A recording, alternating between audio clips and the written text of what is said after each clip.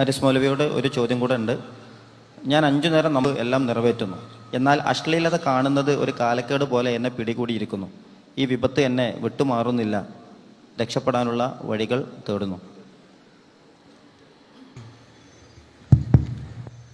ഞാൻ ഇന്നും ഓർക്കുന്നു, ഗൾഫിൽ നിന്ന് എനിക്ക് വന്നൊരു കോൾ. ഈ ചോദ്യം കേട്ടപ്പോൾ എനിക്ക് ഓർമ്മ വന്നൊരു കോളാണ്.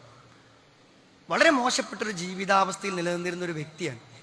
പക്ഷെ അദ്ദേഹം പെട്ടെന്ന് എവിടുന്നോ സീഡികളോ കാസിലോ കേട്ടോ അയാളുടെ ജീവിതം ആകെ അയാൾ മാറ്റിക്കളഞ്ഞു. അത്ര വലിയ മാറ്റം വേഷത്തിലും രൂപത്തിലും ജീവിതത്തിലും സംസ്കാരത്തിലും. അദ്ദേഹത്തിന്റെ അവിഹിതമായ എല്ലാ കച്ചവടങ്ങളും അയാൾ ഉപേക്ഷിച്ചു. വലിയ സാമ്പത്തിക നഷ്ടം സഹിച്ചിട്ടാണ് അയാൾ ഇസ്ലാമിലേക്ക് പൂർണ്ണമായും മടങ്ങി വന്നത്.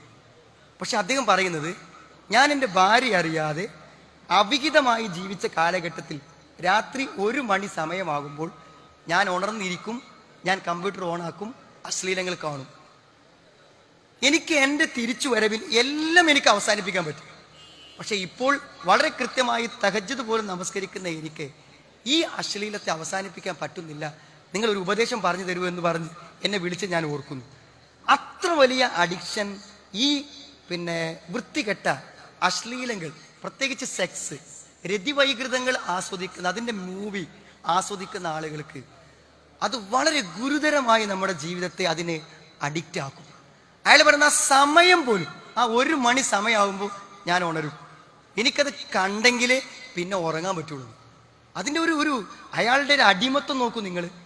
തിന്മകൾക്കൊക്കെ ഈ അഡിക്ഷൻ ഉണ്ട്. പ്രത്യേകിച്ച് എല്ലാ തിന്മകൾക്കും ഉണ്ട് അഡിക്ഷൻ. മദ്യപാനത്തിനും എല്ലാ രതിവൈകൃതങ്ങൾക്കും അഡിക്ഷൻ ഉണ്ട്.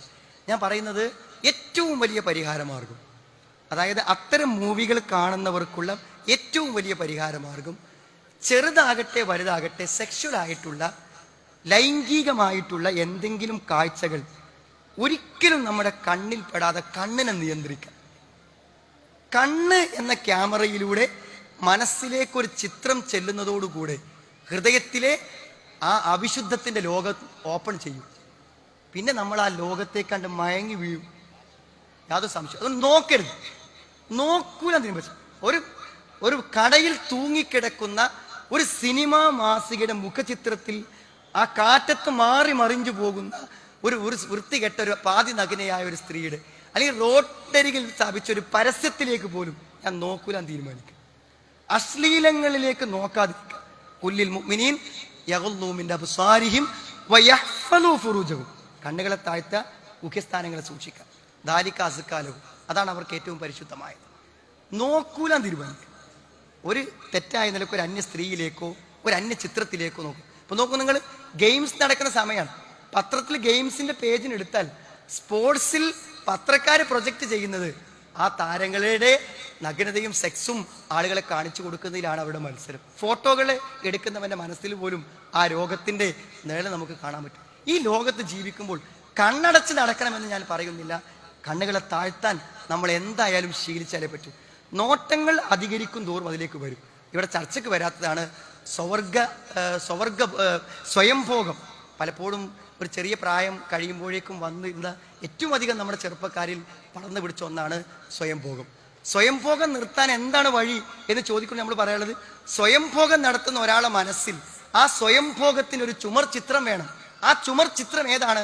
അവന്റെ മനസ്സിൽ കണ്ട അവിഹിത കാഴ്ചകളാണ്.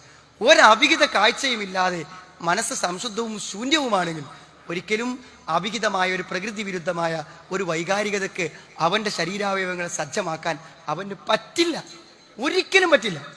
അതുകൊണ്ട് കണ്ണിൽ കാണുന്ന വൃത്തികെട്ട കാഴ്ചകൾക്ക് എന്നും നമ്മുടെ കണ്ണുകൾ നമ്മൾ അടച്ചു പിടിക്കുന്നുവോ ഉറപ്പ് നമ്മൾ അതിൽ നിന്ന് തിരിച്ചു പോരും. അതുകൊണ്ട് നിങ്ങൾ മൊബൈൽ നെറ്റ് ഉപയോഗിക്കുമ്പോൾ നിങ്ങൾ ഇത്തരം അശ്ലീലങ്ങൾ കാണലുണ്ടെങ്കിൽ നിങ്ങൾ കുറച്ച് കാലത്തേക്ക് മൊബൈൽ നെറ്റ് കണക്ഷൻ ഒഴിവാക്കി നിങ്ങളുടെ വീട്ടിലോ റൂമിലോ അല്ലെങ്കിൽ നിങ്ങളുടെ സുഹൃത്തുക്കളോ ഉള്ള സ്ഥലത്തുള്ള പരസ്യമായ സ്ഥലത്തുള്ള കമ്പ്യൂട്ടറുകളുടെ മുമ്പിൽ ഇരിക്കുക. അവിടെയെങ്കിലും ഇരിക്കാവൂ. അതായത് നെറ്റ് നോക്കുന്ന സമയത്ത് വേറൊരാളവിടെ വേണം. തൽക്കാലം ഇതിന് അഡിക്റ്റ് ആയ ആളോടെ വേണ്ടത്. നിങ്ങൾ മൊബൈൽ നെറ്റ് ഉണ്ടെങ്കിൽ നിങ്ങൾ ഒറ്റക്കാവുന്ന സമയത്തൊക്കെ നിങ്ങൾ ഓപ്പൺ ചെയ്യും. അറിയാതെ നിങ്ങളുടെ വിരലാ വരും. അതുകൊണ്ട് അതിന് അഡിക്റ്റ് ആയ ആളുകൾ അത് അവസാനിപ്പിച്ചില്ലെങ്കിൽ നിങ്ങൾ ഇത്തരം ആസ്വാദനങ്ങൾ കാണുന്നത് ഭാവിയിൽ നിങ്ങളുടെ ഭാര്യ കാണും, നിങ്ങളുടെ മക്കൾ കാണും, മാതാപിതാക്കൾ കാണും.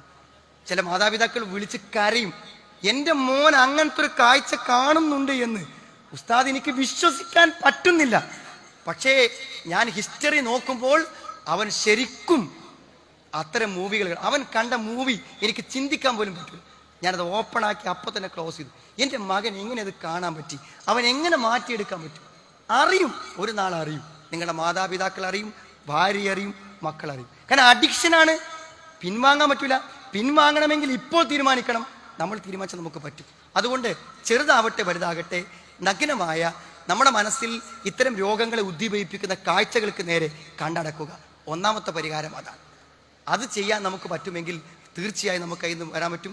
അത്തരം കാര്യങ്ങൾ ചെയ്യുന്നവർ അത് പരസ്യമായി ചെയ്യാം, മറ്റുള്ളവർ കാണുകയെ ചെയ്യുമ്പോൾ നമുക്കത് ചെയ്യാതിരിക്കാൻ പറ്റും. അത്തരം സൈറ്റുകളിലേക്ക് നമ്മൾ പോവില്ല. നല്ല സൂക്ഷിക്കണം സഹോദരങ്ങളെ. ഞാൻ നേരത്തെ പറഞ്ഞ ആൾ നിങ്ങളുടെ മനസ്സിൽ വേണം. എല്ലാം മാറിയിട്ടും മാറാൻ അയാൾക്ക് സാധിക്കാത്തത് അതിൻ്റെ അഡിക്ഷനാണ്, അടിമത്വമാണ്. തിന്മകൾക്ക് അടിമപ്പെട്ടാൽ നാം നിസ്സഹായരായിരിക്കും. ആ തിന്മ ചെങ്കലയിട്ട് പിടിക്കുന്നിടത്തേക്ക് വിനീതനായി കൂടെ പോകാനേ നമുക്ക് പറ്റൂ. മദ്യം നമ്മെ വിളിക്കുമ്പോൾ മദ്യത്തിന് അടിമയായവൻ ഒരു മൃഗത്തെ പോലെ അതിൻ്റെ കൂടെ പോകും. ലൈംഗികതയ്ക്ക് അടിമയായവൻ ആ ലൈംഗിക ദുഷ്പ്രവർത്തനങ്ങൾക്ക് പിന്നാലെ അവന് നിയന്ത്രിക്കാൻ പറ്റാതെ കൂടെ പോകും. അതുകൊണ്ട് തിന്മകൾ അവസാനിപ്പിക്കാൻ ആലോചിച്ച് കാത്തിരിക്കാതിരിക്കുക. ഏറ്റവും പെട്ടെന്ന് അത് അവസാനിപ്പിക്കാനുള്ള നടപടികൾ സ്വീകരിക്കുക.